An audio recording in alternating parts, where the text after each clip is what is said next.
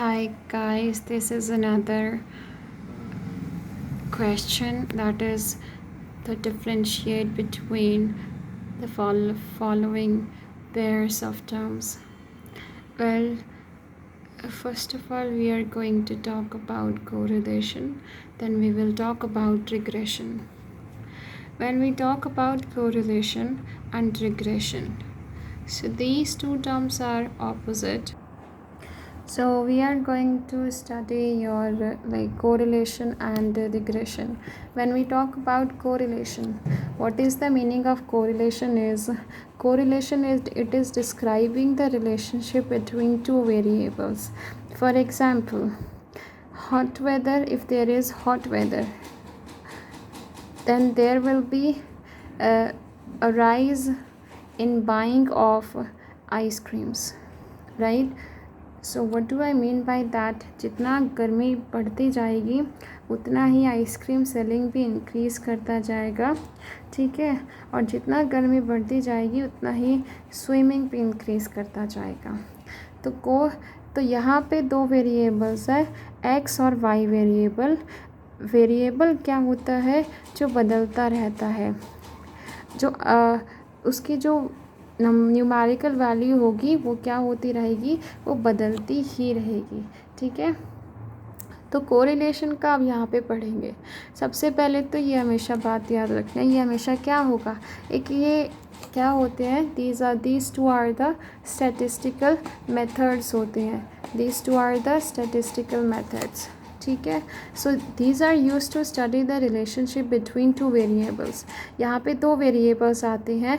अगर आप कोरिलेशन की बात करते हो तो इसमें दोनों के दोनों क्या होते हैं, ये बढ़ रहे हैं, या फिर एक बढ़ता है दूसरा घट भी रहा है, तो ये चीज़ भी हो रही है। पर रिग्रेशन में क्या होता है कि ये डिपेंड करता है, एक इंडिपेंडेंट वेरिएबल एक डिपेंडेंट वेरिएबल है।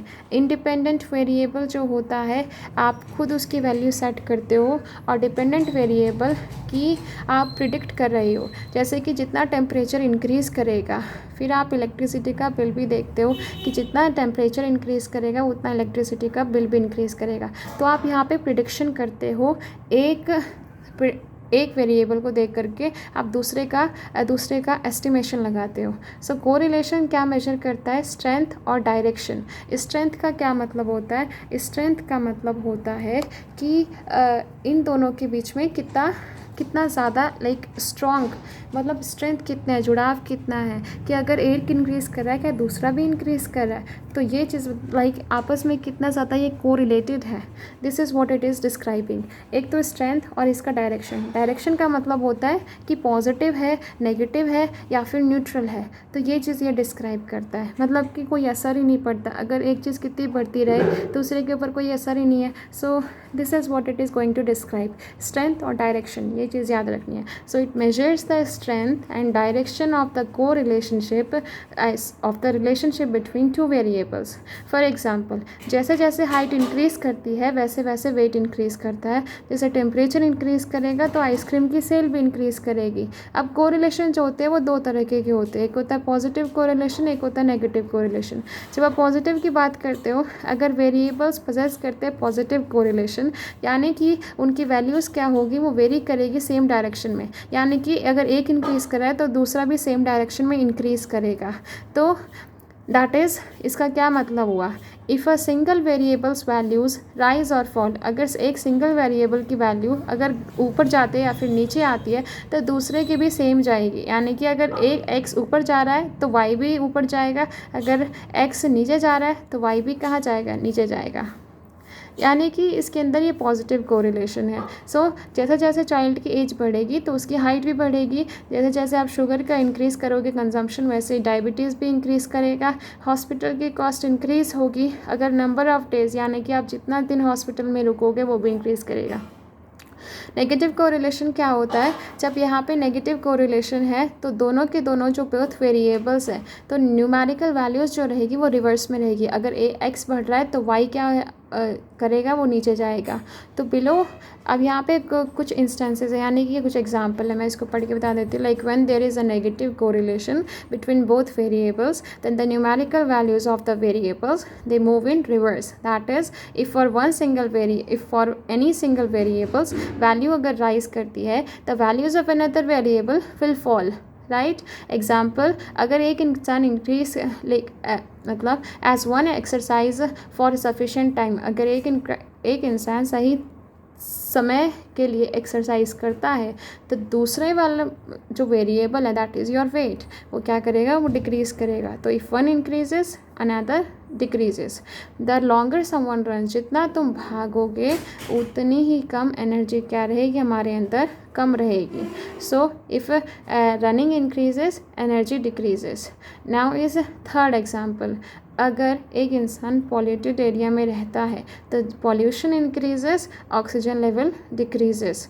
अब जैसे कि इन फर्स्ट एग्जांपल में आपने देखा टाइम इंक्रीज़ करता है एक्सरसाइज के लिए, वैसे ही बॉडी का जो वेट होता है वो डाउन जाता है। तो यहाँ पे एक नेगेटिव कोरिलेशन है। नेक्स्ट आपका जो टॉपिक है दैट इज़ द रिग्रेशन।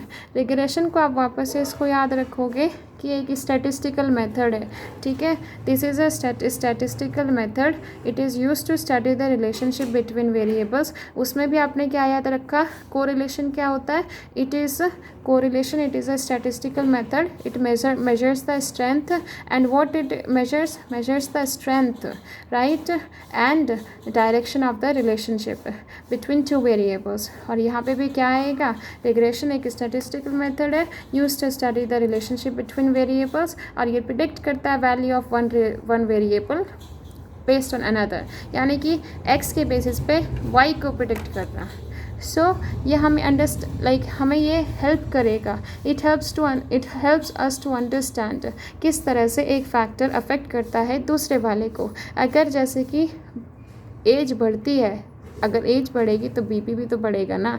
तो यहाँ पे क्या है, एज एक्स फैक्टर है, ठीक है, मतलब कि आपने दे दिया एज, तो एज एक्स फैक्टर है यानी कि इंडिपेंडेंट वेरिएबल है, और इसके ऊपर क्या डिपेंड करता है, ब्लड प्रेशर। अगर आपकी हाइट बढ़ती है, ठीक है, अब अगर आपकी हाइट बढ़ती है या तो आपका वेट नीचे जाएगा या फिर आपका वेट क्या हो जाएगा, बढ़ जाएगा, ठीक है, वैसे तो नीचे ही जाएगा। अब अगला क्या है, predicting disease risk based on, जैसे जैसे आपका लाइफ स्टाइल फैक्टर्स के कारण डायबिटीज़ सेकंड भी होता है, तो यानी कि लाइफ स्टाइल फैक्टर्स अगर आपका सही है तो आपकी जो बॉडी है वो सही रहेगी, अगर आपका सही नहीं है तो आपकी बॉडी क्या हो जाएगी, डिजीज़ रिस्क होगा आपको। Now is one variable it is use to predict another, एक होता है इंडिपेंडेंट और दूसरा क्या होता है, डिपेंडेंट वेरिएबल। एक और चीज़ यहाँ पर मैं क्या बताना चाह रही हूँ, एक होता है कोरिलेशन और एक होता है कॉजेशन। देखिए कोरिलेशन क्या होता है, मान लीजिए एक्स, ठीक है, और दूसरा है वाई। कोरिलेशन का क्या मतलब है, यहाँ पे अगर आपका आइसक्रीम का इंक्रीज़ कर रहा है, मतलब हॉट वेदर इंक्रीज़ कर रहा है, आइसक्रीम भी इंक्रीज़ हो रही है, हॉट वेदर इंक्रीज़ कर रहा है, और दूसरी चीज़ ड्राउनिंग भी, मतलब स्विमिंग जो है वो भी इंक्रीज़ कर रही है। तो ये दोनों के दोनों आपस में रिलेटेड तो नहीं है, मतलब कि सॉरी यहाँ पे कॉज तो नहीं है कि अगर आपका हॉट वेदर इंक्रीज़ कर रहा है, लाइक आपकी अगर आइसक्रीम इंक्रीज़ करे तो आपका स्विमिंग पे इंक्रीज़ कर रहा है, या आपस में रिलेट तो करते हैं क्योंकि ये दोनों के दोनों क्या कर रहे हैं, इंक्रीज़ कर रहे हैं। पर कॉजेशन, कॉज क्या होता है, इसके कारण ये हो रहा है, यानी कि जितना हॉट वेदर इंक्रीज़ कर रहा है उतना ही आइसक्रीम कंजम्पशन इंक्रीज़ कर रहा है, तो ये कॉजेशन होता है। कोरिलेशन का मतलब हो रहा है कि ना यहाँ पे भी एक्स भी इंक्रीज़ कर रहा है, वाई भी इंक्रीज़ कर रहा है। आप कोई दो ऐसे फैक्टर ले रहे हो जहाँ पे एक दूसरे का कोई फ़र्क नहीं है, पर तब भी क्या हो रहा है, दोनों के दोनों इंक्रीज़ कर रहे हैं, यानी कि आपस में कोरिलेट करते हैं। अब देखिए एग्जांपल, जब आप रिग्रेशन की बात करते हो तो आपके पास एग्जांपल होता है, ये वाई है, वाई जो होता है आपका, दिस इज़ योर, मतलब कि जब आप ग्राफ ड्रॉ करते हो ना इस तरीके से, दिस इज़ योर ग्राफ, ठीक है। सो मैं आपको एग्जांपल देती हूँ, like let me just give you an example, like let us say this is your graph. ये देखिए, this is, we are going to draw a graph here, this is your graph. जब आप इसकी बात करते हो, this is your y and this is your x, ठीक है। तो आपका ये इंडिपेंडेंट वेरिएबल है और ये क्या है y, this is your dependent variable, यानी कि ये इसके ऊपर डिपेंड करता है। अगर ये इंक्रीज़ करता है तो आपका ये भी इंक्रीज़ करता है। मान लीजिए 1 घंटा यहाँ पे है, ठीक है। देखिए एक बार ये इक्वेशन समझा देती हूँ। तो y इज़ इक्वल्स टू में यहाँ पे क्या है a प्लस में bx, ठीक है। तो y आपका ये वाला है और y वेरिएबल x वेरिएबल, लेकिन जो b होता है ये होता है आपका ये स्लोप बताता है और जो a होता है ये आपको इंटरसेप्ट बताता है, ठीक है, इंटरसेप्ट। सो इंटरसेप्ट का क्या मतलब होता है, ये डिफ़ॉल्ट वैल्यू होती है। मान लीजिए आप जितना पढ़ाई करते हो उतने आपके मार्क्स आते हैं, ज़्यादा पढ़ाई करोगे तो आपके ज़्यादा मार्क्स लगेंगे।